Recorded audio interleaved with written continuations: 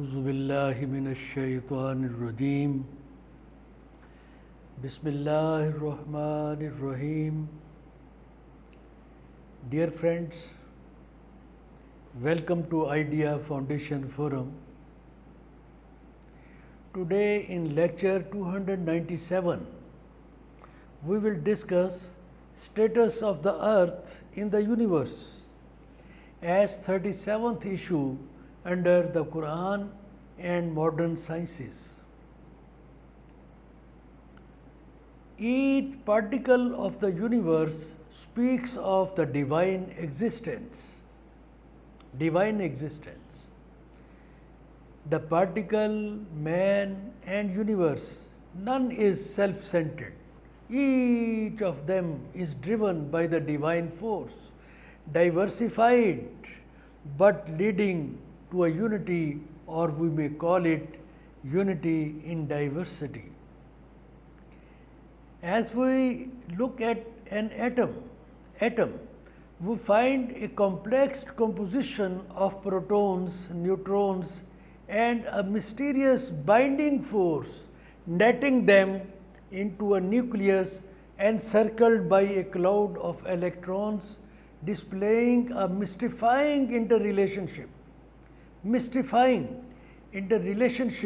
of the elements of an atom. Complexity is tremendously magnified, when we look at the interrelationship of the elements of the universe that constrains the human mind to give an undeniable verdict on relative determining value of an element in the universal interplay. However, we may conveniently account for some special privileges that make us think about the earth having a blessed status in the universe, a status ascribed by both science and the Qur'an that we will discuss now. So, dear friends, Allah made this earth a dwelling place for the man who would be ultimately chosen for the most blessed life of the hereafter. Thus, it was provided with means to make life to exist. The man, dweller of the earth, was bestowed with abilities and authority to command the elements of the universe for his convenience with his free will. Quranic references are shown. The earth was made to reciprocate with other elements of the universe in sharing the natural endowments to let it manifest a unique existence in the cosmic system, protect itself from upheavals of the cosmic giants, and make life sustainable by providing with the provisions necessary for life, which were otherwise lacking here, not available here. Distribution of celestial bodies related with the space, and their mutual distances have been designed to suit for life to exist on the earth. Michael Denton, in his book Nature's Destiny, says average distance between stars in our galaxy is about 30 million miles. Had it been a bit less, planetary orbits would have been destabilized.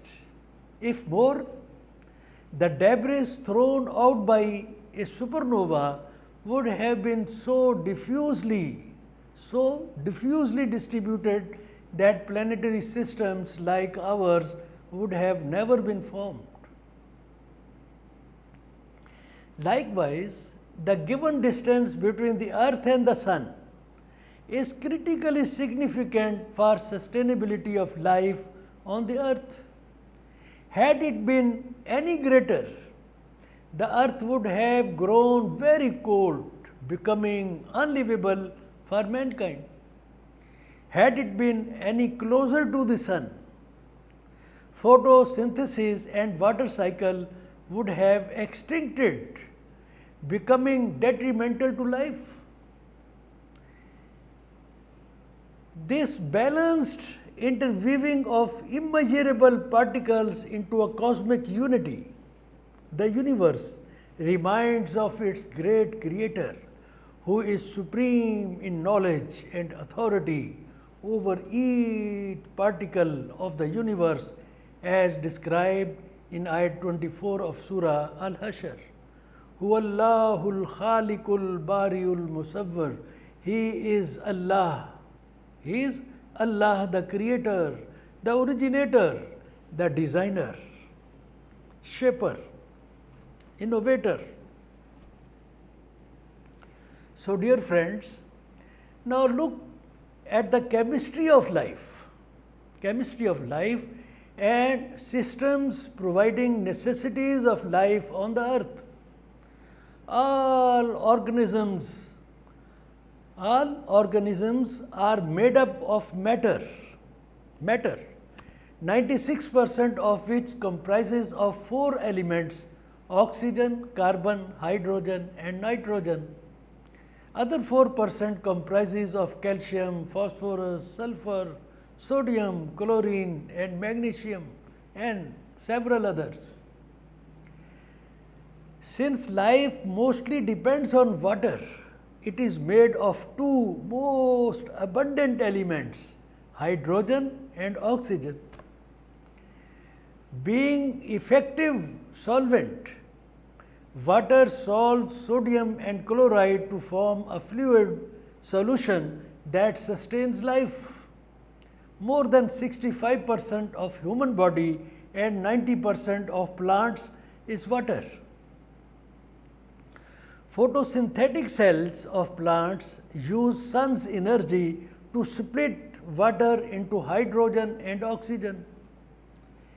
Carbon dioxide absorbed from air combines with hydrogen to form glucose for the growth of plants, while oxygen is released as waste of photosynthesis. Humans and animals inhale gases from atmosphere, retain oxygen to be circulated through blood for life to sustain, and exhale carbon dioxide as waste, which is essential for plant life. Look at the system of the divine order. Transformation of solar energy into photosynthesis is not only the lifeline of plants, but also the fossil fuels, gas, oil and coal are stored forms of solar energy caused by electromagnetic radiation millions of years ago. Now the solar energy is being converted into electricity directly by using photovoltaic devices. CNO means carbon, nitrogen and oxygen, and hydrocycle systems ensure balancing of carbon, nitrogen, oxygen and circulation of water, which are essential for life to sustain. However, efficient functioning of these systems depends on ecological equilibrium, which is determined by balanced interaction of nature's several factors, scaled with precise values and measures like the distance between Earth and the Sun, their relative sizes, speed at which the Earth rotates around its axis. Earth rotates around its axis, and speed at which it revolves around the Sun, thickness of Earth's crust, its 23-degree tilt to its orbit, level of the Earth's magnetic field, balance of oxygen, nitrogen, carbon dioxide and water in the atmosphere, thickness of the ozone layers, etc. So, dear friends, set discoveries indicating the role of the systems of the earth and universe in sustaining the human life were made just recently. Science has made these uh, discovery just recently, while the Quran has revealed these facts 1500 years ago. Just imagine, it's the truth of the Quran, divinity of the Quran.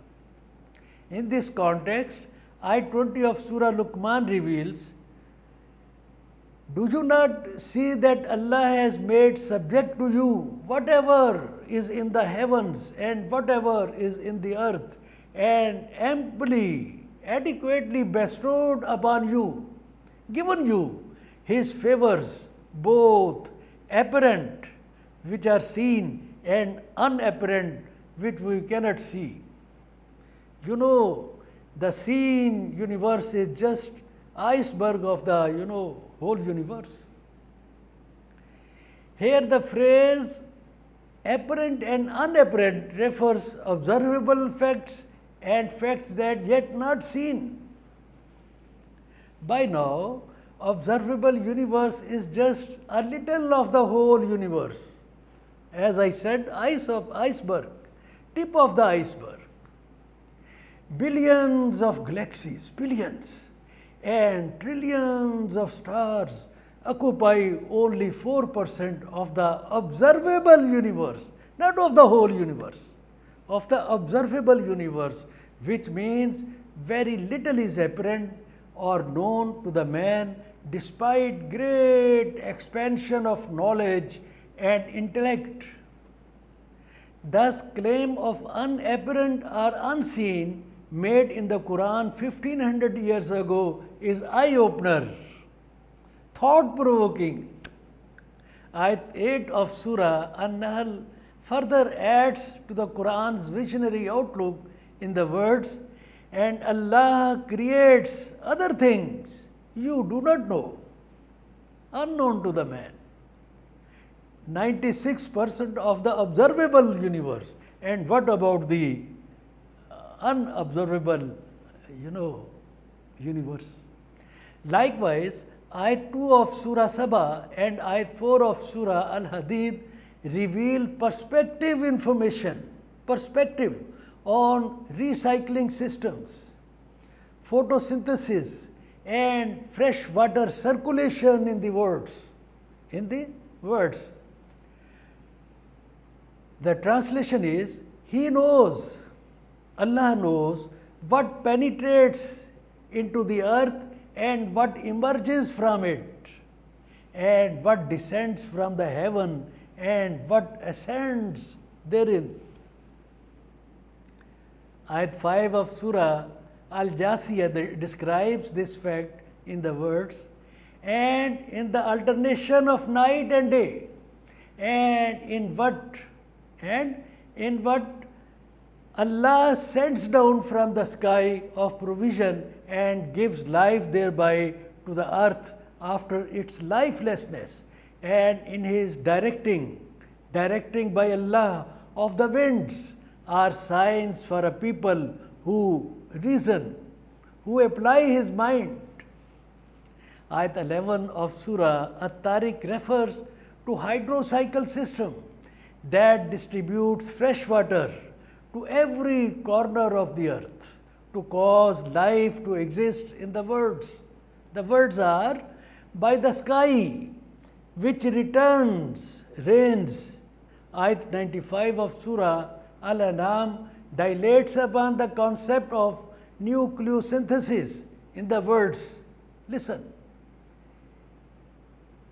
What is nucleosynthesis? It's a fusion and fission of the atoms. The translation is, indeed Allah is the splitter of grain, and date seeds. He brings the living out of the dead and brings the dead out of the living. That is Allah. So how are you deluded? Why you are confused? Oh, beautiful description.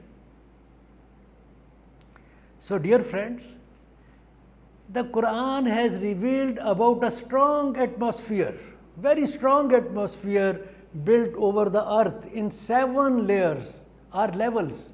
Each of them has been inspired with specific command, specific command to protect the earth and life on it from destructive explosions of the celestial giants and let in, allow to come in only that matter which is beneficial for their sustainability and growth. The verses describing this miraculous information are shown on the screen. Have a look on the screen.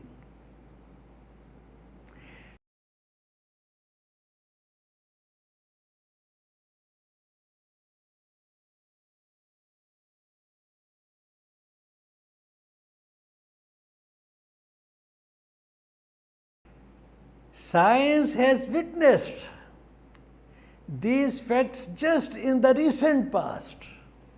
The words of the ayat 25 of Surah Al-Hadid shown on the screen gives miraculous information, not ordinary information, on the belated landing of iron on the earth, because iron was landed on the earth much later of earth's formation, and its role, iron's role in the protection of the earth.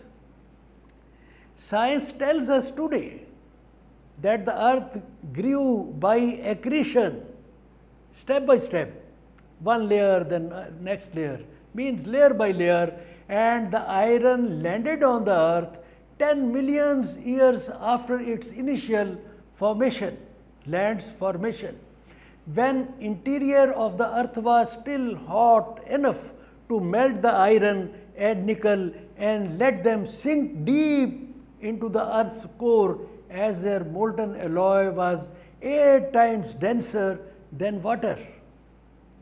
Because of its density, it went down in the belly of the earth, center of the earth. Science also tells that spinning of the molten iron and nickel alloy at a great velocity in outer core of the rotating earth generates electrical currents by coupling of convective effects that causes the earth's magnetic field to happen. Magnetic field.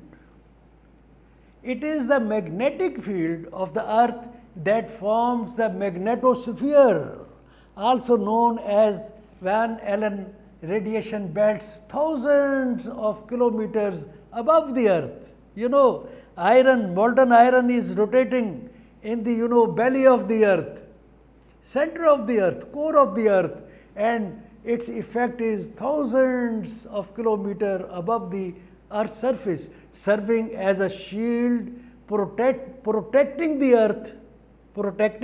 earth from celestial bodies, solar winds, sunbursts, and harmful cosmic rays and ultraviolet radiation that would otherwise strip away the upper atmosphere, including the ozone layer. Now just imagine the wonderful creation of the Lord. It was the weak magnetic field. Now vis-a-vis the earth, what happens in the Mars? It was the weak magnetic field of Mars that let the solar wind strip away carbon dioxide and other life-giving provisions from the Mars atmosphere. For that, the Qur'an has called this system of atmospheric layers the protected ceiling, protective ceilings, as revealed in ayat 32 of Surah Al-Anbiya about 1500 years ago. The ayat says, and we made the sky a protected ceiling. Oh my God, a protected ceiling to protect the earth from the invasions of the celestial bodies. Just imagine. So the earth is a blessed planet for the existence of human life. So dear friends, with this we conclude our discussion under lecture number 297. Please subscribe Idea Foundation YouTube channel to watch videos of previous lectures and join us for the noble cause. Thank you friends for participation. Allah Hafiz.